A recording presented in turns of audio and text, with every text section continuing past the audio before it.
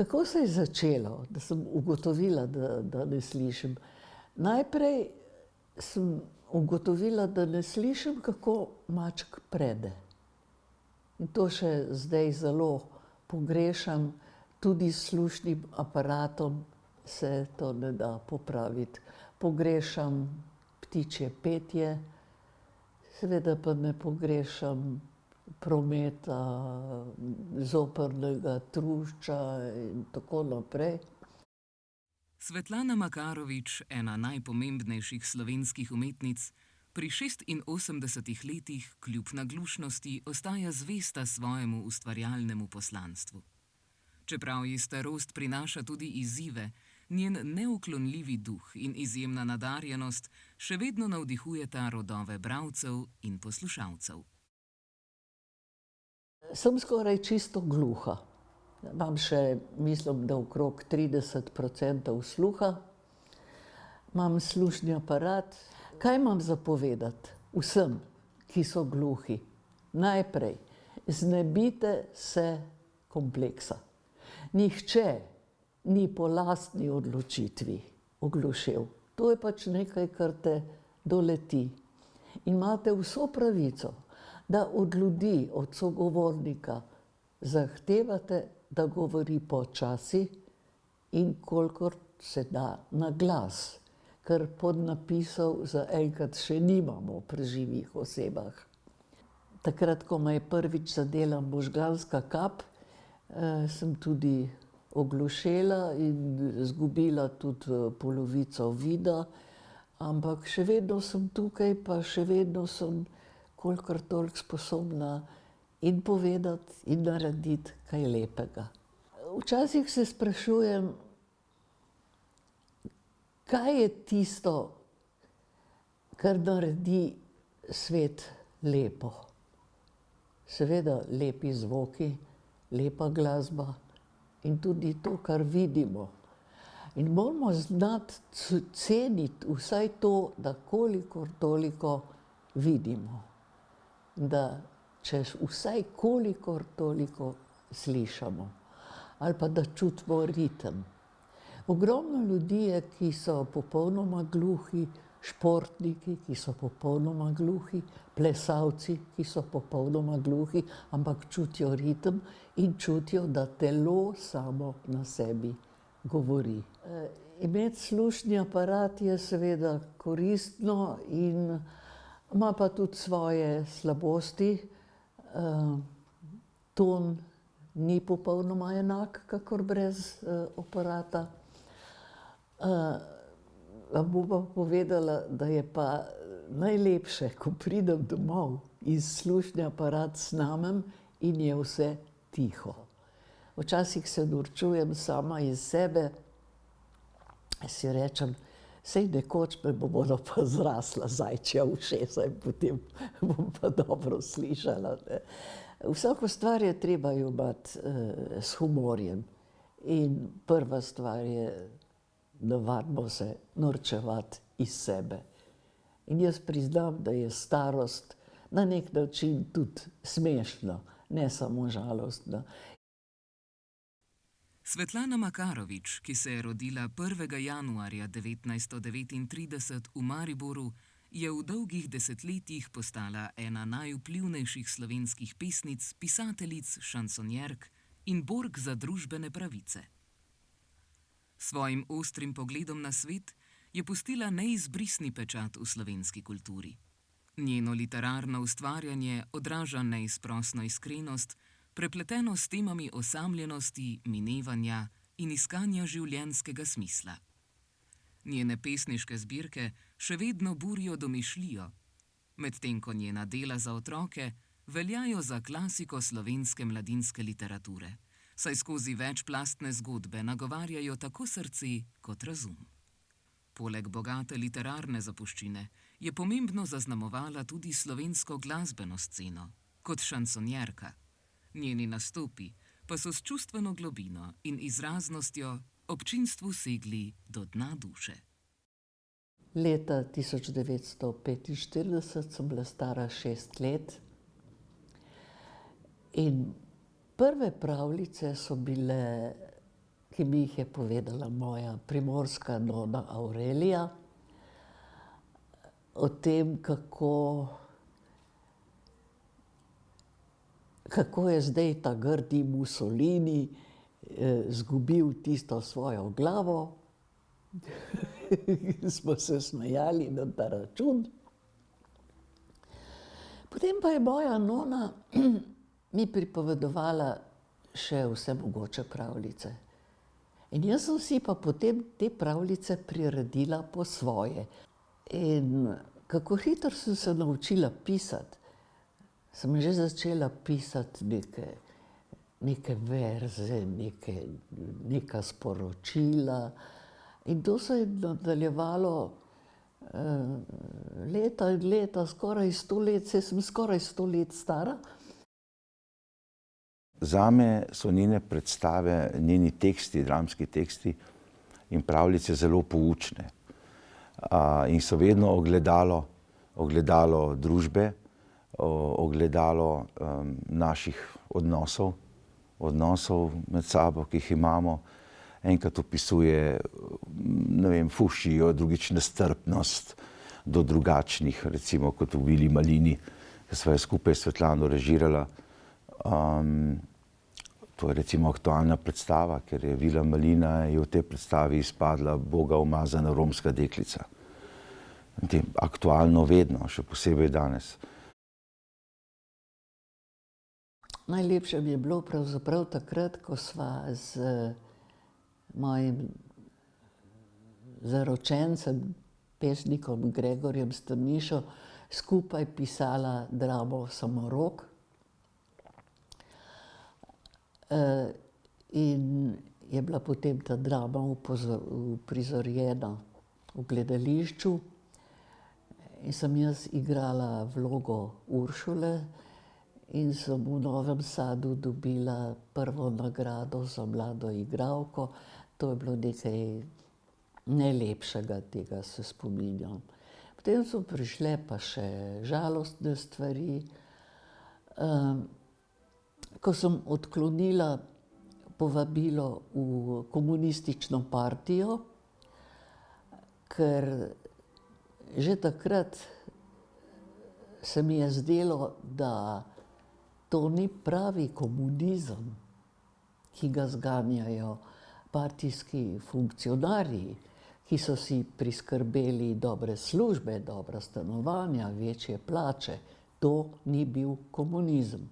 Na Lutkovno gledališče je pustila velik pečat, seveda. V začetku 80-ih so se začele te predstave igrati v Lutkovnem gledališču Ljubljana. To je bilo eno tako prehodno obdobje, ker Lutkovno gledališče še ni imelo te hiše.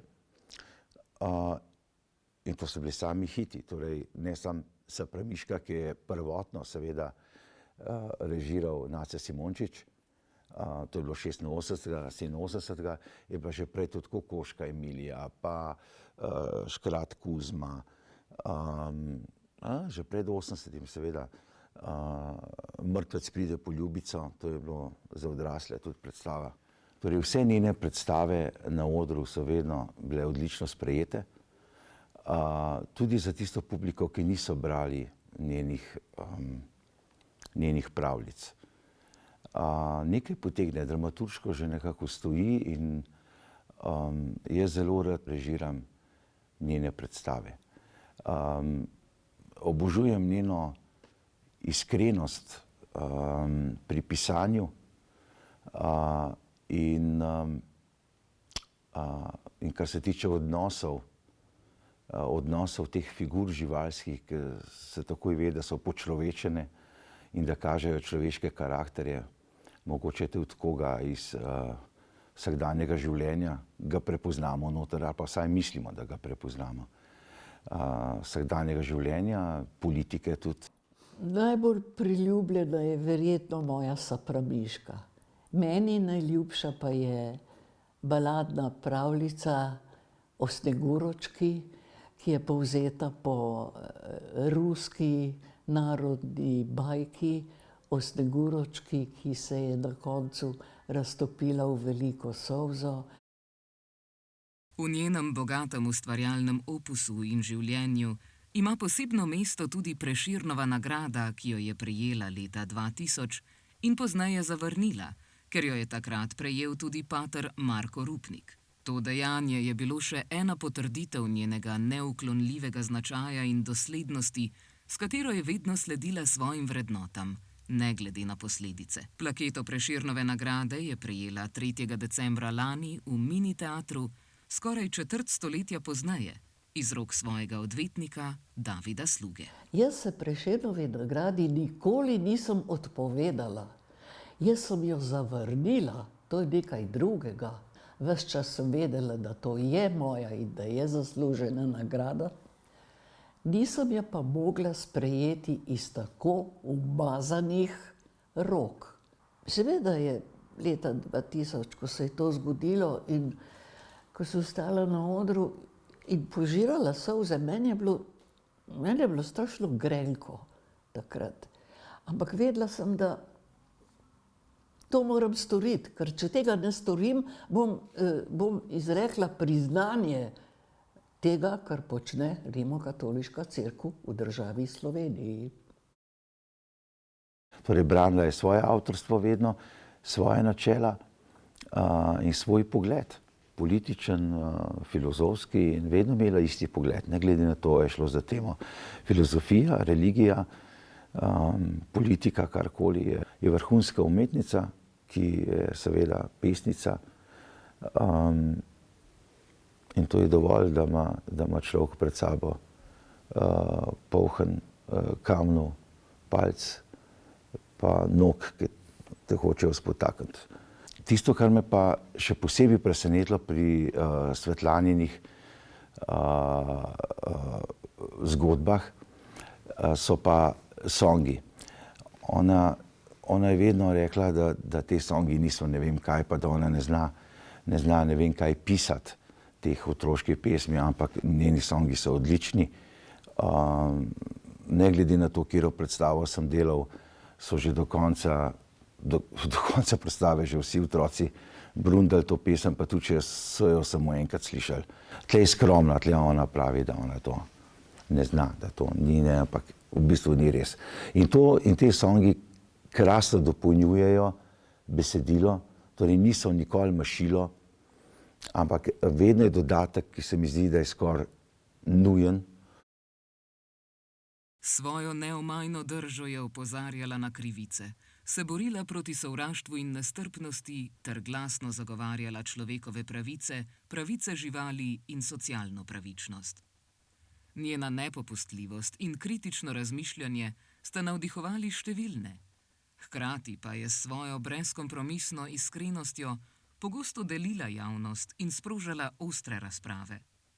Kljub temu je ostala zvesta svojim prepričanjem in neomajni pokončnosti, ki jo je spremljala vse življenje.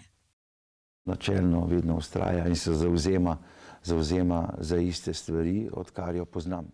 Vedno, če kaj takega bo rekla, če se kdo vanjo obregne, bo povedala, kar si misli, ne, kar je tudi prav.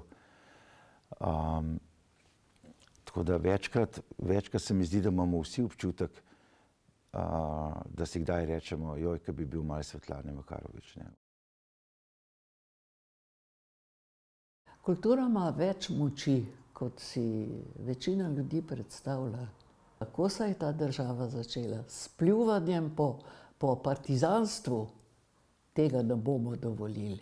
In zato uporabljam v svojih pesniških oblikah tudi politično satiro, ki je mednarodno zaščitena zato, ker politična satira ne napada, politična satira brani. Še vedno nastopam, še vedno slišim svoj lastni glas, kar je zelo pomembno. Precej sem pa izgubila občutek za posluh. Tako da namesto, da bi pela svoje šansone, grem v parlando in slišim, kako orkester v ozadju igra in več ali manj recitiram svoje šansone in so bili eno parkrat pa res odlično sprejeti, tako da Dragi sovražniki, drage sovražnice, ne mislim še umreti, ne utegnem. Da bi si želel, da jo služi zdravje, da še kaj napiše, da ima še voljo kaj napisati in da ne izgubi voljo in vero v to, kar počne. Ne glede na to, kaj nam manjka sluh, nam manjka vid, nam manjka telesna dejavnost, si zaslužimo spoštovanje. Ker smo ljudje. Če smo ljudje, kajti vsi ljudje ne zaslužijo tega imena ljudje. Svetlana Makarovič je pustila globoko sled v slovenski kulturi in njena beseda bo odmevala še dolgo. Njene zgodbe, pesmi in pesmi za otroke ostajajo del naše dediščine. Njena neomajna drža pa nas uči poguma, iskrenosti in nepopustljive zvestobe svojim vrednotam. Njeno življenje ni bilo le ustvarjanje, bilo je poslanstvo, prežeto s strastjo, uporništvom in neizbrisljivo ljubeznijo do umetnosti. Čeprav minevajo leta, njene besede ostajajo žive in so kot svetilnik, ki nas vodi k resnici, svobodi in srčnosti.